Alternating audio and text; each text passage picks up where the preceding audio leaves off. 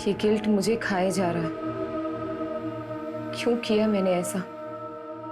क्या हो गया था मुझे? ये भी तो एक क्राइम है ना। सब कुछ इतनी जल्दी में हो गया कि मुझे कुछ समझ में ही नहीं आया। और अब ये समझ नहीं पा रही हूं कि ये गिल्ट खत्म कैसे होगा। गिल्ट होना अच्छी बात है और अच्छा है कि तुम्हें गलती का एहसास है। बट टू बी फ्रैंक, मैं तुम्हारी मदद तभी कर पाऊंगा जब तुम मुझे खुल के बता पाओगे कि तुम्हारी गलती क्या है। मुझे लेट हो रहा है, मैं चलती हूँ।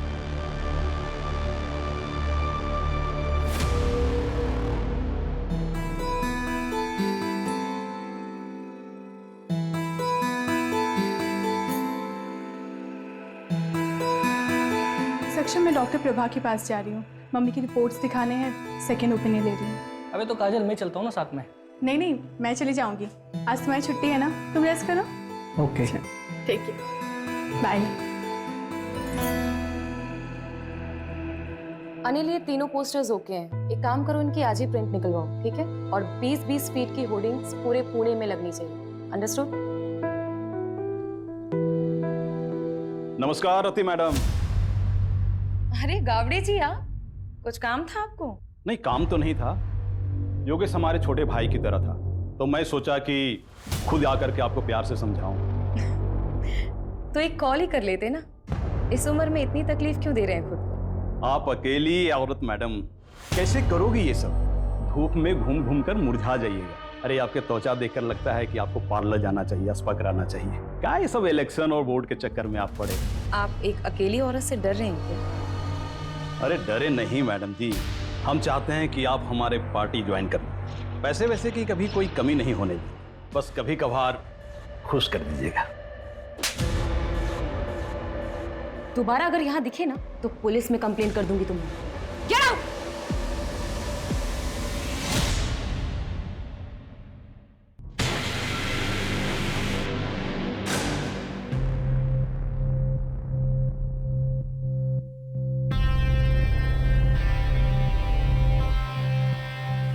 रति, कब तक हम ऐसे छुप छुप के मिलते रहेंगे?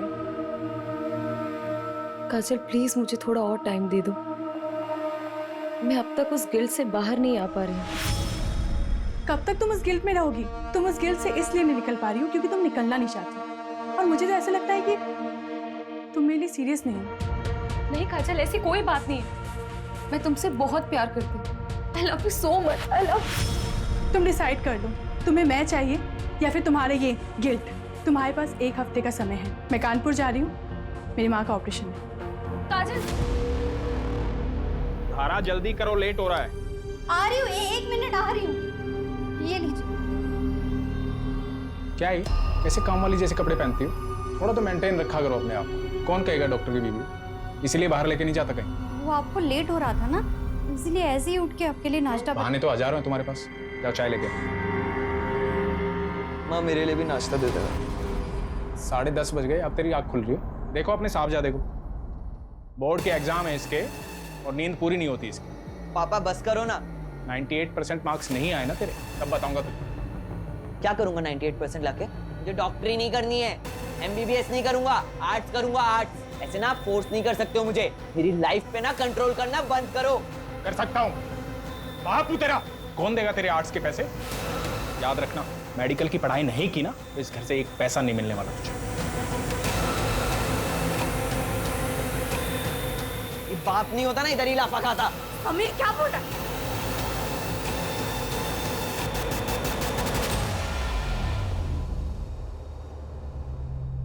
माता जी, ये दवाई मैंने लिखी है और ये हमारे कैंप की तरफ से फ्री। जुग जुग जियो बेटा, तुम बहुत ही अच्छा काम कर रहे हो। भगवान तुम्हारी सारी मनोकामना पूरी करे।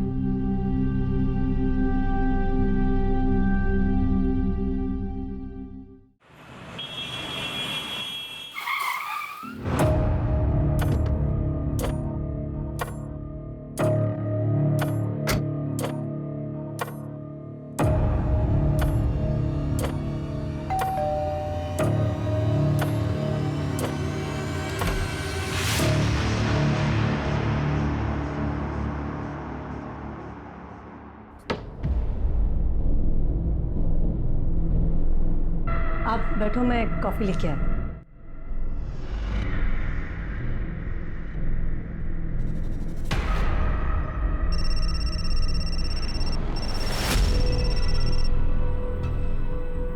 रवि, वो मैंने आपसे जो 2 लाख रुपए मांगे थे ना बैंक से निकालने के लिए, वो प्लीज लेके आना। सारा फालतू चीजों के लिए पैसे नहीं है मेरे पास, पहले भी कई बार बोल चुका हूँ मैं। रवि, आप अच्छे से जानते हो मैं पैसे वेस्ट नहीं करूंगी, मुझे जरूरत है इसीलिए मांगती हूँ। बाद में बात करता हूँ। अभी किसी पेशेंट के आया हूँ, तबीयत ज्यादा खराब है उसकी, आने में लेट हो जाऊंगा।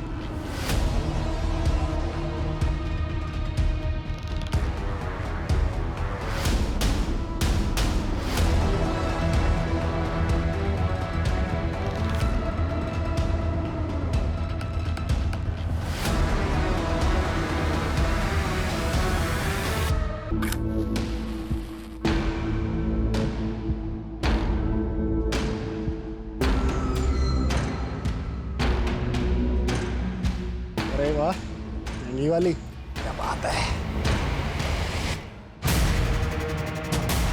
यार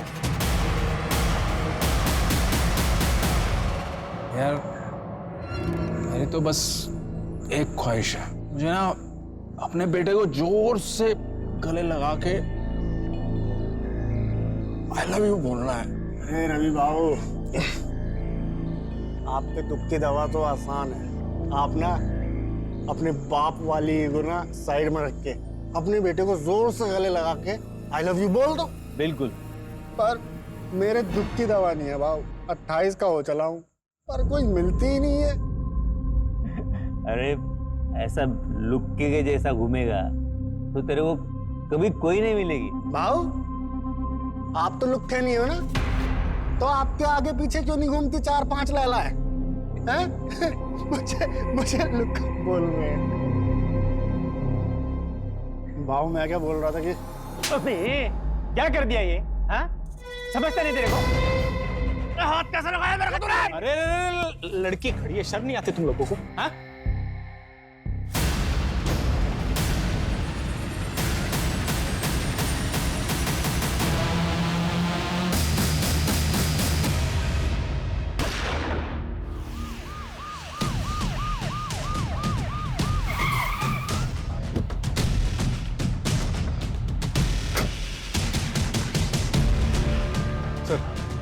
बड़ा ही अजीब क्राइम सीन है, देखिए।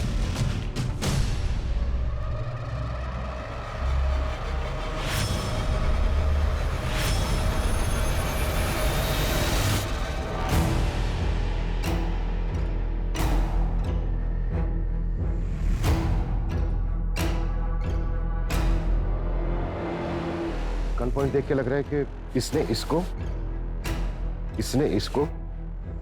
और इसने इसको शूट किया है। और सर, माहौल देखकर लग रहा है कि कल रात पार्टी चल रही थी। और देखकर ये भी लग रहा है कि ये काम एक दूसरे की सहमति से किया गया है। I mean, एक दूसरे की सहमति से एक दूसरे को शूट किया गया। मतलब मास सुसाइड। सर, ये 2 आईडीज मिले। इसका नाम प्रदीप शर्मा है और ये doctor Ravi. Doctor Ravi Yadav, Yadav hospital का मालिक। तुम जानते हो इसे? हाँ, काफी फेमस डॉक्टर है। और ये तीसरा कौन है? सर, इसके पास से कोई आईडी नहीं मिली।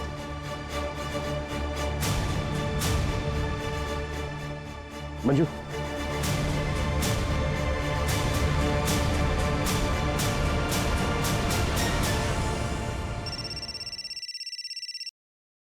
हेलो, क्या?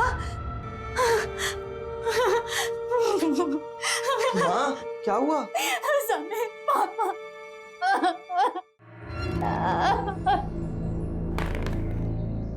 क्या बात है?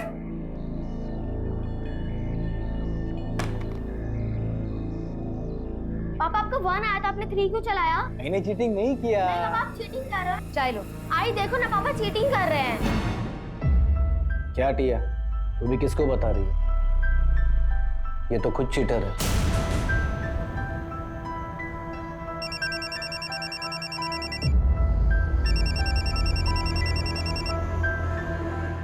हेलो, हाँ मैं जानती हूँ प्रदीप को। क्या हुआ? क्या?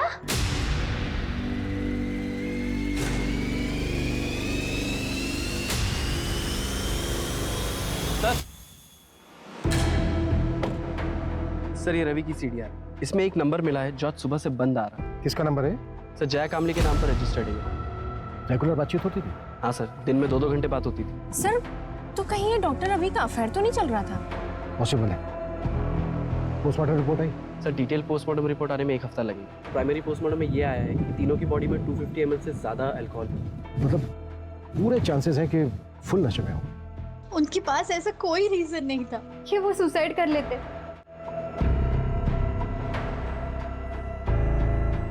क्या आप लोग इन्हें जानते हैं? नहीं नहीं सर। नहीं। क्या इसको जानते हैं? नहीं जानते सर। जया कामली, शायद नाम सुना हो? नहीं जानते सर। श्योर? जी।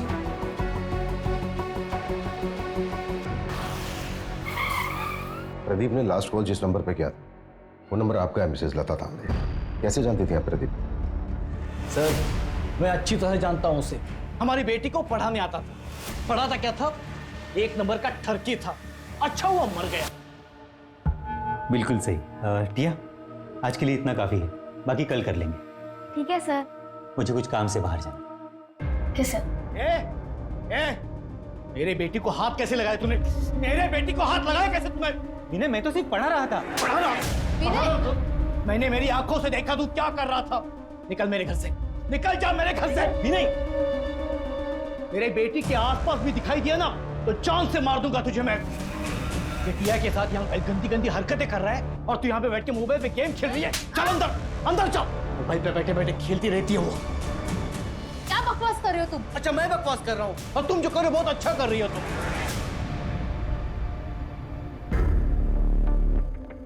सॉरी सर, वो थोड़े गुस्से वाले हैं। मंजू? यस। इन दोनों को देखिए, कभी आपने प्रदीप के साथ देखा है इन दोनों को? जानती हैं आप इन्हें? नहीं, मैंने नहीं देखा। प्रदीप की फैमिली में से जानती है किसी को? क्योंकि हम उसके घर पे गए थे, घर पे ताला लगा हुआ था और नेबर से भी हमें कोई खास इन्फॉर्मेशन नहीं। नहीं सर, उसने कभी कुछ बताया नहीं। शायद वो अकेला ही रहता था। अच्छा मिसेस तांबे, क्या आप कोई ऐसा रीजन जानती हैं जिसकी वजह से प्रदीप सुसाइड कर सकता है? नहीं सर, मैं अच्छे से जानती हूँ उसको। प्रदीप सुसाइड कर ही नहीं सकता। अपना वादा याद है ना तुम्हें? भूली तो नहीं? वरना मैं अभी भी पुलिस के पास जा सकती हूँ। नहीं, पुलिस के पास मत जाना। मैं रवि के अंतिम संस्कार में बिजी थी। मैं तुम्हारा काम कर देती हूँ। जल्दी करो, मैं और दिन ज्यादा वेट नहीं कर सकती हूँ। हाँ ठीक है।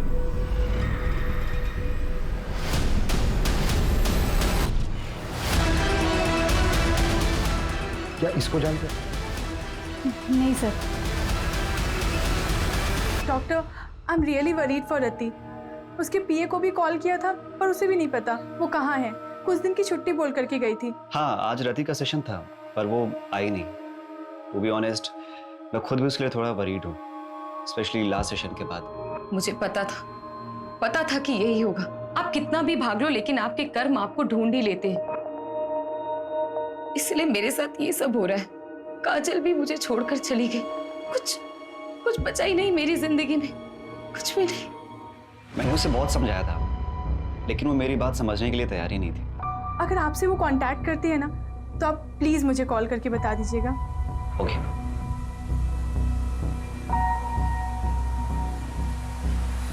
सर डॉक्टर रवि ने पाषाण में 3 करोड़ का फ्लैट बुक किया। 3 करोड़ का घर? जी।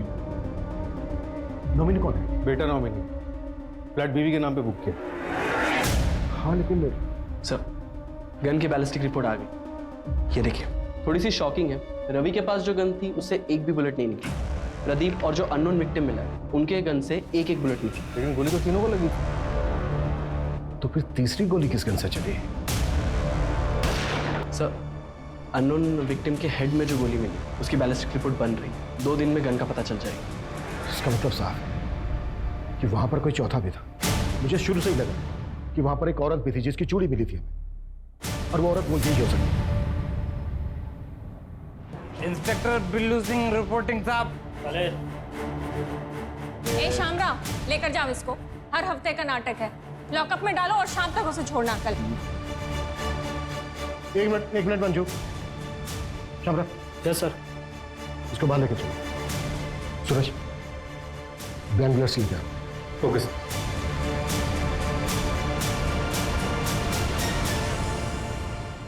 चल पकड़। मिला गन? निशाना लगा उसमें। घबरा मत, निशाना लगा। शाबाश। हाँ, लगा निशाना।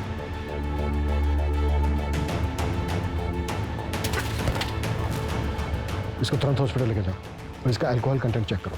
क्विक। चलो चलो। मान लेते हैं ये है मिस्टर एक्स। मिस्टर एक्स के राइट हैंड में गन थी। मिस्टर एक्स ने प्रदीप को शूट किया। प्रदीप के राइट हैंड में गन थी। प्रदीप ने रवि को शूट किया। रवि के हाथ में भी गन थी, लेकिन रवि की गन तो चली नहीं, तो फिर मिस्टर एक्स को गोली लगी कैसे? देखो, इन तीनों के ब्लड में 250 ml से ज्यादा अल्कोहल कंटेंट था। बिल्लू भी हैवी ड्रिंक करता है, जैसा कि हमने देखा कि बिल्लू ठीक से खड़ा भी नहीं हो पा रहा। निशाना लगाना तो दूर की बात। सर तो फिर ये मिस्टर एक्स और प्रदीप का निशाना इतना सटीक कैसे लगा? दोनों में से किसी का भी निशाना नहीं चुका। इसका मतलब ये पूरा क्राइम सीन सेटअप था। एग्जैक्टली, हमें गुमराह करने के लिए। ये कोई मास सुसाइड नहीं, बल्कि मास मर्डर था। इसका मतलब साफ है कि यहाँ पे इन तीनों के अलावा भी कोई चौथा था, और ये चौथा है हमारा असली मर्डर। ये ले तेरे पैसे, और अपना मुंह बंद रखना। और हाँ, याद है मुझे मेरी डील? शहर छोड़ के चली जाऊंगी मैं। तेरे लिए यही अच्छा होगा, और गलती से भी समीर की कंप्लेंट पुलिस में नहीं करूंगी। बोला ना, नहीं करूंगी।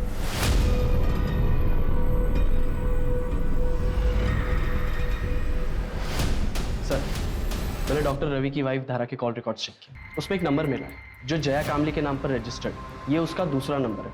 और सर, अजीब बात तो ये है, धारा और जया की बात डॉक्टर रवि के मरने के एक दिन बाद से शुरू हुई। तो कहीं वो चौथी लड़की ये धारा या फिर जया तो नहीं है?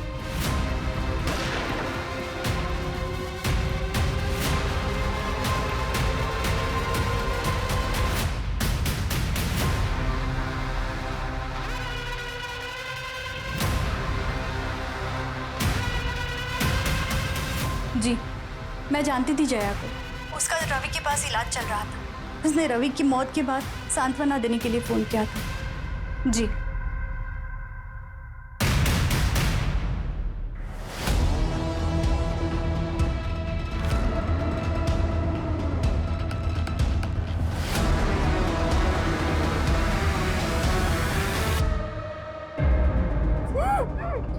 मेरे पापा से वापस मिलने की कोशिश की ना तो जान से मार दूंगा। कौन है तुम्हारे पापा? मैं नहीं जानती। ए, नाटक बंद कर। मेरे पापा डॉक्टर रवि मुझसे मिलने आते हैं ना, तेरे साथ इधर गुलछड़े उड़ाते हैं ना। क्या चाहती है तू? उनकी प्रॉपर्टी? एक बात कान खोल के सुन ले, मेरे पापा की प्रॉपर्टी पे सिर्फ मेरा और मेरी माँ का हक है, समझी?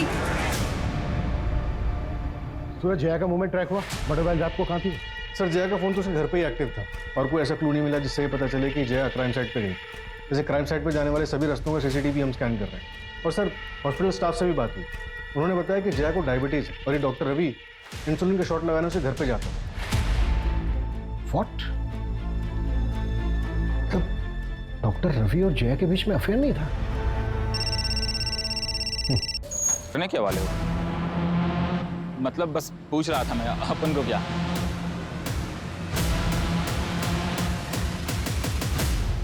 आलू? हाँ सर, 3 लोग थे, 4 गन लेके गए और उनके पूरे सीट पे आलू भरे थे। ये जो तीसरा आदमी था, इसका क्या नाम बताया तुमने? अक्षय नाम है उसका, यही कोरेगांव पार्क में ही रहता है। मेरा एक दोस्त है जो उसका पड़ोसी है, तो उसी ने डील कराई थी। इस अक्षय का घर परिवार? घर परिवार तो नहीं पता साहब, लेकिन वो एड्रेस दे सकता हूँ। तो शायद ये मास सुसाइड ही था। शायद हाँ। गन इन तीनों ने खुद खरीदी। सवाल ये है कि चौथी गन किसके लिए खरीदी गई? तो शायद वो गन किलर के पास।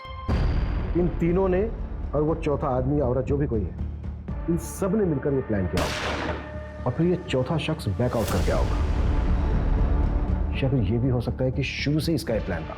सवाल ये है कि ये चौथा शख्स कौन है, और उस चौथे शख्स का इन तीनों के साथ क्या कनेक्शन? सबसे पहले हम इस कनेक्शन को ढूंढना हो। और सर वो आलू जो शाहिद ने बताया था, इतने सारे आलू सर, तो समझ में नहीं आ रहा है। मैं तो बेहोश था हॉस्पिटल में, कल ही डिस्चार्ज हुआ हूं। मुझे तो पता ही नहीं था कि अक्षय इस दुनिया में नहीं। इस महीने मेरा ऑपरेशन है। 10,000 कम पड़ रहे थे, वो इसी जुगाड़ में लगा था। उसने जिंदगी में अपने लिए कुछ नहीं किया, मेरे पीछे ही परेशान रहता था। वो कभी आत्महत्या नहीं करेगा। देखिए चंदन जी, ये तो हम नहीं कह सकते, पर क्या आपकी जानकारी में कोई ऐसा है जो अक्षय को जान से मार सकता है? कोई ऐसा क्यों करेगा? सीधा साधा था मेरा बेटा, न नशा, न लड़की, न कोई और ऐश, सिर्फ मेहनत करना जानता था। चंदन जी, ये 2 लोग हैं जिनकी बॉडी हमें आपके बेटे अक्षय की बॉडी के साथ मिली थी। आप जानते हैं इन्हें? नहीं, मैंने इनको नहीं कभी देखा। ठीक है चंदन जी, अभी आप अपने घर जा सकते हैं। मंजू, गायकवाड़ को बोलो कि वो इनको इनके घर तक छोड़ दें।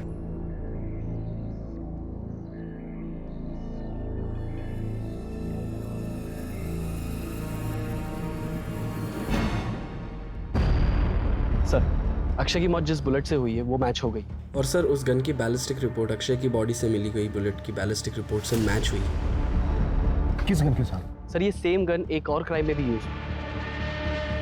क्या क्राइम था? चौंकाने वाली बात है सर, ये क्राइम 14 अप्रैल की रात को 1:30 बजे के करीब हुआ था और अक्षय, रवि और प्रदीप की मौत 12:15 के करीब हुई। ये दोनों मौतों के बीच में 1 घंटे का फासला था। जरूर ये दोनों क्राइम आपस में लिंक है हो सकता है। क्राइम क्या? सर एक औरत ने सुसाइड कमिट किया, उसी के घर में उसी की लाश 4 दिन बाद मिली।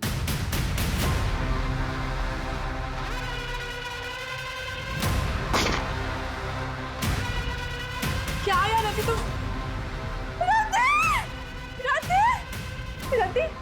रति उठो ना, रति उठो। रति क्या हो गया तुम्हें? रति जादव नाम था, कॉपरेटर योगेश यादव की बीवी। कॉपरेटर योगेश यादव, इसने भी सुसाइड किया था ना?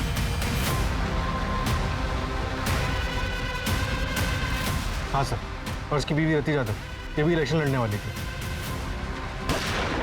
तो वो चौथी औरत रति थी। रति के केस में ना और कंफ्यूज कर दिया है। 3 आदमी 1 औरत। आखिर ये करना क्या चाह रहे थे? रति के हस्बैंड ने सुसाइड किया और बाकी के 3 विक्टिम। कहीं ये सब कुछ रति के पास से तो नहीं जुड़ा हुआ है? और सर राति के पोस्टमार्टम के मुताबिक उसके बॉडी से भी अल्कोहल बरामद हुआ था, 126 ml।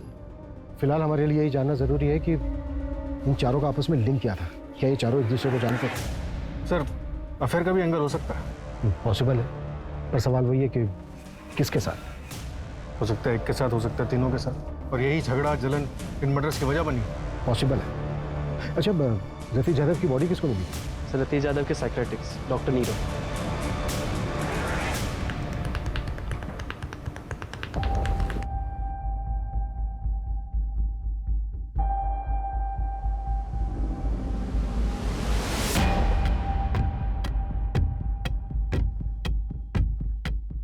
Hello sir, really sorry, आप लोग काफी टाइम से वेट कर रहे हैं क्या? नहीं, इट्स ओके। एक्चुअली हमें आपसे रति यादव के बारे में बात करनी थी। आप रति के डॉक्टर थे ना? जी। दरअसल हमें ये जानना था कि क्या रति किसी बात को लेकर परेशान थी? जी, एक्चुअली रति गिल्ट में थी। ये समझ नहीं पा रही हूँ कि ये गिल्ट खत्म कैसे होगा। गिल्ट? किस बात का गिल्ट था रति को? कुछ साल पहले उसके हस्बैंड योगेश की डेथ हो गई थी और रति उसके लिए खुद को जिम्मेदार मानते थे। रति आई एम होम। ये तुम दोनों? सब क्या हो रहा था? योगेश, योगेश मेरी बात सुनो। क्या बात सुनो तुम्हें? तुम्हें शर्म नहीं? मेरा नाम, मेरी इज्जत सब मिट्टी में मिल जाएगा। इलेक्शन कैंपेन स्टार्ट होने वाला है। तुम टेंशन मत लो, मैं और काजल कहीं दूर चले जाएंगे। मुझे छोड़कर सबको पता चल जाएगा। मेरा नाम, मेरा करियर, मेरी इज्जत सब बर्बाद हो जाएगा। योगेश मेरी बात सब सुनो। बर्बाद हो जाएगा। योगेश, योगेश,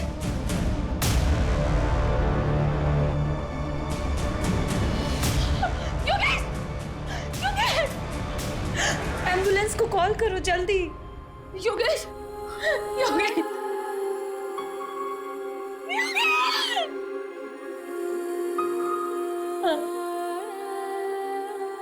सर ये सब सच है। सर हमारे रिलेशन को कोई नहीं समझता। फैमिली और सोसाइटी के प्रेशर में हम दोनों ने शादी तो कर ली, लेकिन हम अपने अपने हस्बैंड के साथ खुश नहीं थे। हमने भागने का प्लान बनाया था, लेकिन सर रति योगेश की सुसाइड से उभर ही नहीं पा रही थी। सर वो अब्रॉड जाने के लिए तैयार तो हो गई थी, लेकिन उसको वो गिल्ट खाया जा रहा था। अब्रॉड जाने के लिए? और वो इलेक्शंस? सब वो ये सब कभी नहीं करना चाहती थी। वो तो योगेश के शुरू किए हुए प्रोजेक्ट्स को कंप्लीट करना चाहती थी। उसके बाद ईयर एंड में हमारा कनाडा जाने का प्लान था। अब कनाडा सेटल होने का प्लान था। वहाँ की एक यूनिवर्सिटी में मैंने पीएचडी का फॉर्म भी फिलअप कर दिया था। सब कुछ ठीक चल रहा था, सब कुछ। लेकिन उस दिन हमारे बीच झगड़ा हो गया। कब तक तुम उस गिल्ट में रहोगी? और मुझे तो ऐसा लगता है कि तुम मेरे लिए सीरियस नहीं हो। नहीं काजल, ऐसी कोई बात नहीं। I love you so much, I love. और मैं कानपुर चली गई। सब मेरी गलती है सर। ठीक है।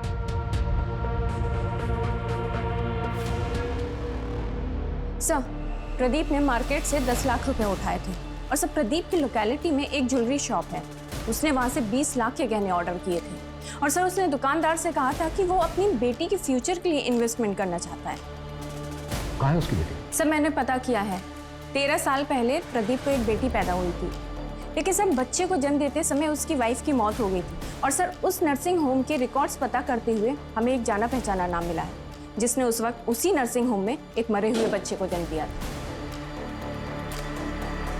कौन?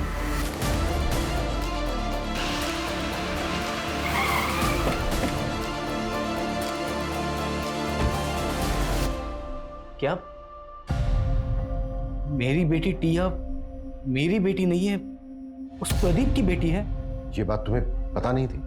नहीं सर, इन्हें नहीं पता। वो मेरी प्रीमेच्योर डिलीवरी हुई थी, उस वक्त ये शहर से बाहर थे, इन्हें कुछ भी नहीं पता। सब कुछ अचानक हुआ सर, और मैंने भी इनसे बात छुपा ली, वरना प्रदीप की तरह ये भी मरे हुए बच्चे की बात सुन के टूट जाते। विनय, हाँ? 14 अप्रैल की रात को 8 से 12 के बीच में कहाँ थे तुम? विनय सर यही घर पे ही थे, मेरे और टिया के साथ।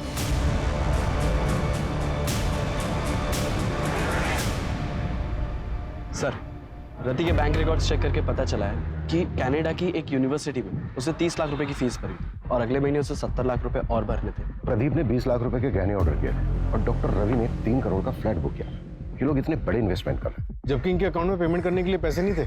ये भी तो हो सकता है कि पैसा कहीं से आने वाला हो इनके पास, और ये बात पहले से किसी को पता। सर, रवि को मारने के लिए धारा, जया और समीर सबके पास मोटिव था। और तो और सर, प्रदीप को मारने के लिए विनय के पास भी मोटिव था। और रति पॉलिटिकल फिगर थी, हो सकता है उसको कोई दुश्मन बन गया। थप्पड़ बहुत महंगा पड़ेगा मैडम जी। तुम्हारी यूनिवर्सिटी की फीस है 1 करोड़। सतीश 30 लाख रुपए भर चुकी थी, राइट? जी। बाकी के बचते हैं 70 लाख रुपए, लेकिन रति के बैंक अकाउंट में 70 लाख रुपए थे नहीं, तो फिर वो बाकी के पैसे कहां से बनने वाले थे? सब नहीं काजल, लोन लेने की जरूरत नहीं है। मुझे पैसे डबल करने की एक अच्छी स्कीम मिल गई है, जिससे हम अपनी फीस भी भर सकते हैं। जितनी बड़ी रकम उतना बड़ा इनाम। ऐसी कौन सी स्कीम है? तुम ऐसे चक्रों में क्यों पड़ रही हो? काजल, ऐसा कुछ भी नहीं है, मैंने सब क्रॉस चेक किया है, सब जेन्युइन है। डोंट वरी, तुम ट्रस्ट करते हो ना मुझ पे? ऐसे दुगने करने वाली स्कीम? एक मिनट, तुम इसके बारे में और क्या क्या जानती हो? रति ने मुझे बस इतना ही बताया था। बेटा, मैंने मम्मी को मैसेज कर दिया है, आप मम्मी से ले लो पैसे। ओके? ओके बेटा। सर, मैंने पता किया, मर्डर से 1 हफ्ते पहले रवि ने 1 करोड़ रुपए का लोन लिया था मार्केट से, और उसी तरह प्रदीप ने 50 लाख, रति ने 50 लाख और अक्षय ने अपने दोस्त से 5,000 रुपए उधार लिए थे। और ये पैसा हमें किसी के भी घर से या फिर किसी की भी डेड बॉडी के पास से नहीं मिला। तो इसका मतलब सर इसका मतलब साफ है, हम चौथे आदमी को ढूंढ रहे थे, लेकिन बाजी किसी 5वें आदमी ने मारी, और इस खेल का मास्टरमाइंड वो 5वां ही आदमी है। हाँ मंजू? सर, आपने मुझे जैसा बोला था एक बार क्राइम सीन चेक करने के लिए, आप क्राइम साइट पे फौरन आ जाइए, हमें यहाँ कुछ मिला है।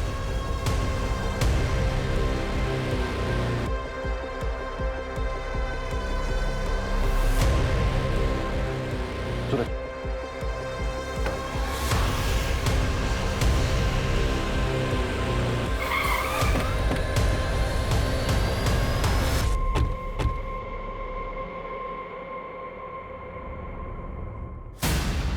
सर ये देखिए क्या मिला।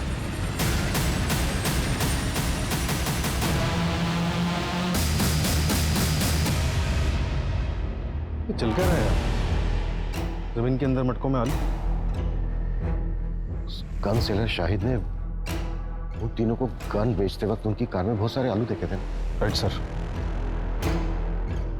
4 डेड बॉडीज, इतने सारे सस्पेक्ट्स, पैसा दुगना करने की स्कीम। मुझे पैसे डबल करने की एक अच्छी स्कीम मिल गई है। मास सुसाइड करने का नाटक, और ये जमीन के अंदर इतने सारे मटकों में दबे हुए आलू। सूरज, हमें उस 5 आदमी को जल्द से जल्द ढूंढना होगा, लेकिन फिर वही सवाल कि वो 5 आदमी है कौन और कहां है? सर जैसे आपने बोला था, मैंने वो लाइन जितनी बड़ी रकम उतना बड़ा इनाम, उसके बारे में ऑनलाइन सर्च किया तो 10 साल पुराना एक केस गोरखपुर का मिला है। ये रही उसकी फाइल।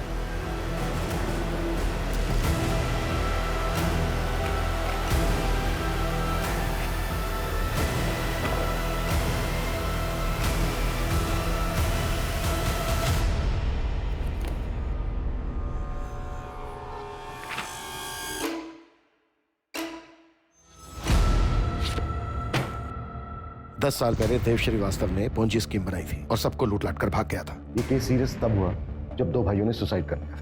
पुलिस ने खूब पूछताछ की थी देव श्रीवास्तव से, लेकिन उसके खिलाफ कोई सबूत नहीं मिला। फिर भी मैं गोरखपुर पुलिस से कांटेक्ट करता हूँ, पता करता हूँ कि देव श्रीवास्तव आजकल है कहाँ, है भी या नहीं। क्विक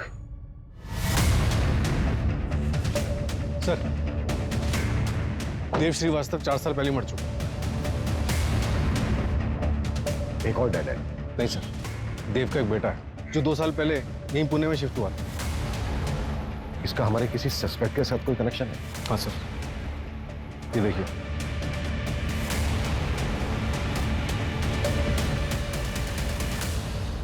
मेरे पास पैसे डबल करने की स्कीम है। ऐसा होता है क्या? आदमी भरोसे का?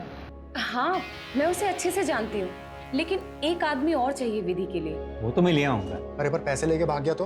अरे नहीं यार, रति ने मुझे बोला है पहले वो डेमो देगा। क्या डेमो के लिए पैसे देने होंगे? अरे नहीं नहीं, डेमो के लिए पैसे नहीं, कुछ और लगेगा।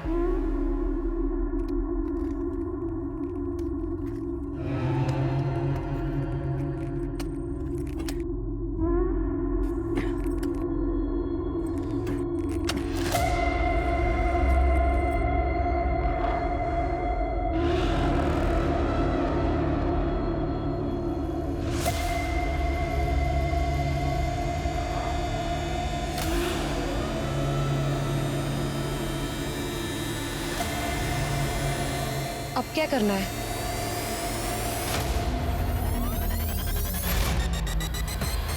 तुम चारों का कार्य समाप्त हुआ और मेरा कार्य आरंभ। इसके लिए तो तुम्हारे पास एक ही रास्ता है, तुम तुम्हारी पार्टनर काजल के साथ अब्रॉड चली जाओ। लेकिन डॉक्टर, मेरे पास इतने पैसे नहीं हैं। इसके लिए मेरे पास एक रास्ता है, सीक्रेट है।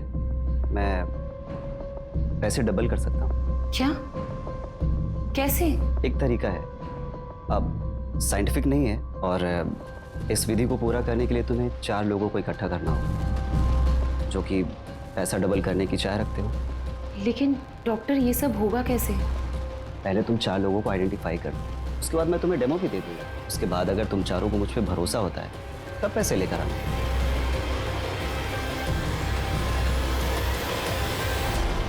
मुझे वरदान है कि मैं जरूरतमंद लोगों के पैसों को 2 गुना कर सकता हूँ।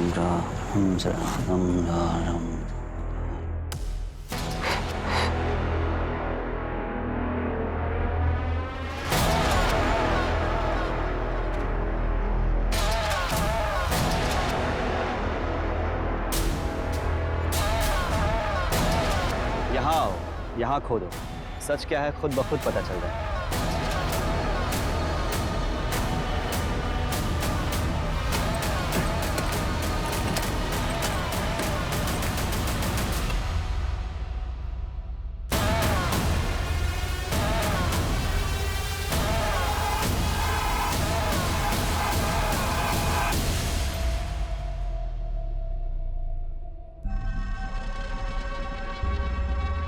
बाबा, आपने तो चमत्कार कर दिया, हम पैसे भी लाए। उन्हें भी आज दोगुना कर दो। पैसों को दोगुना करने के लिए इससे भी मुश्किल विधि करनी पड़ी। मैंने रति को बताया था, इसके लिए शस्त्र की भी पूजा होती है।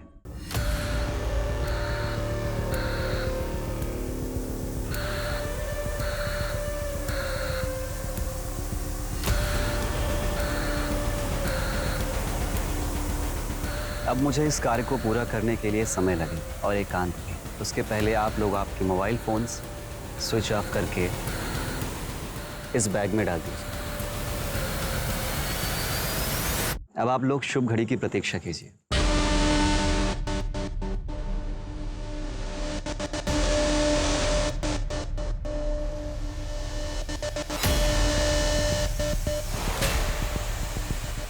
भाव मैं क्या बोल रहा था कि अरे क्या कर दिया ये? हाँ? समझता नहीं तेरे को? हाथ कैसे लगाया मेरे को तूने? तो तेरे को छोड़ू नहीं मैं। यार छोड़ो।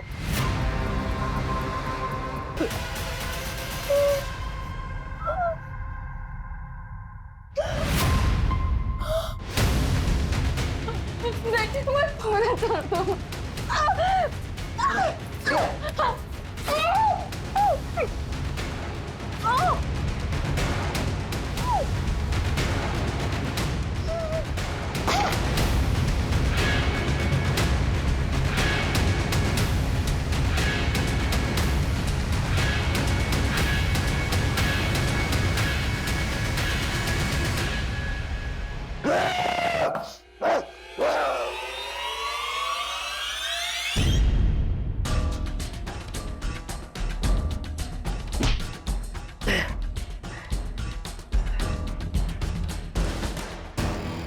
अबे तूने देखा ना कि मेरे कैसे सबको बेवकूफ बनाया है? और वो पुलिस वाला, वो भी मेरी एक्टिंग समझ नहीं पाया। देख, इतना जल्दी इतना गुरूर अच्छी बात नहीं। ये तो तेरी पहली जीत है। तुझे तभी और आगे जाना है। तुझे पूरी दुनिया में राज करना है, भगवान बनना है। हाँ, तू सही कह रहा है। मुझे भगवान बनना है, जो सबको अपने इशारों पे नचाता है। सबसे शक्तिशाली मुझे भगवान बनना है। लेकिन अगर पुलिस को पता चल गया तो तुझे कैसे पुलिस पकड़ सकती है? तो आगे क्या कर रहे हैं? हम दोनों मलेशिया भाग जाएंगे अब।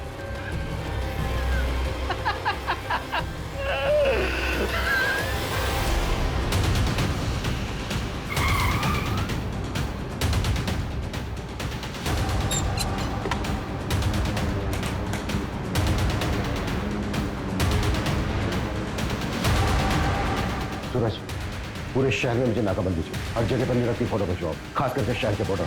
क्विक।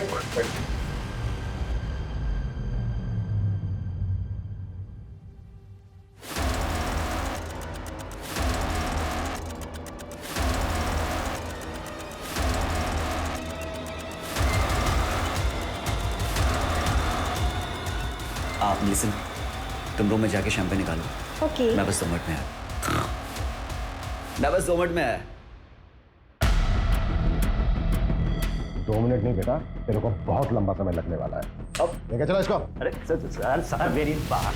सर मार लेना, जी भर के मार लेना। लेकिन पहले ये तो बताओ कि मुझे ढूंढा कैसे? मैरीगोल्ड, यही पोस्ट कार्ड था ना तेरे केविन की वॉल पर।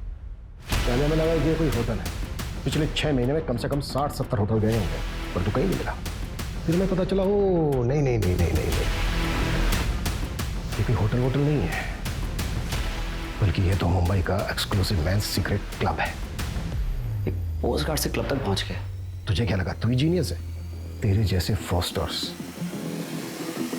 अपनी झूठी शान में पैसा उड़ाने के लिए एक क्राइम करते हैं। फ्रॉड में जीनियस हूं मैं। अपने इशारे पे लोगों को नचाता हूं, और वो चारों तो अपने लालच की वजह से मारेंगे। मेरा उसमें कोई रोल नहीं। वो चारों लालची, और तू निर्मोही जिसे कोई मोह नहीं। अरे तूने तो उस अक्षय तक को नहीं छोड़ा। वो बेचारा 5000 रुपए डबल करना चाहता था, पता है क्यों? ताकि वो अपने बीमार बाप का ऑपरेशन करा सके। आत्मी लक्ष्मी को कौन जाने देना चाहता है? मैंने तो बस एक शतरंज की खेल की तरह जाल बिछाया, जो फंसा हो गया। बेटा अब हम तुझे भी नहीं जाने देंगे। अब अपनी पूरी जिंदगी जेल में खेलना था। ये बता तू आलवों को डबल कैसे करता था? वो तो मैं पहले से गाड़ के रखता था, पर लालचियों को मेरी ये मामूली सी ट्रिक भी समझ में नहीं आई।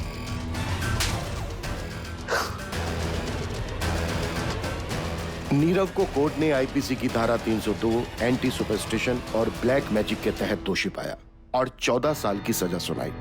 लालच एक ऐसी बला है जिसमें आदमी सब कुछ भूल जाता है, अपनी सुध बुध कमा बैठता है। तीनों पढ़े लिखे लोग थे, अच्छी सोसाइटी से थे, चाहते तो मेहनत करके खूब पैसा कमा सकते थे, पर नहीं, सब कुछ भूल भाल कर जल्दी जल्दी पैसा कमाने के चक्कर में अंधविश्वास में फंस गए और अपनी जान गंवा बैठे। फिर मुलाकात होती है एक और केस के साथ। जय हिंद।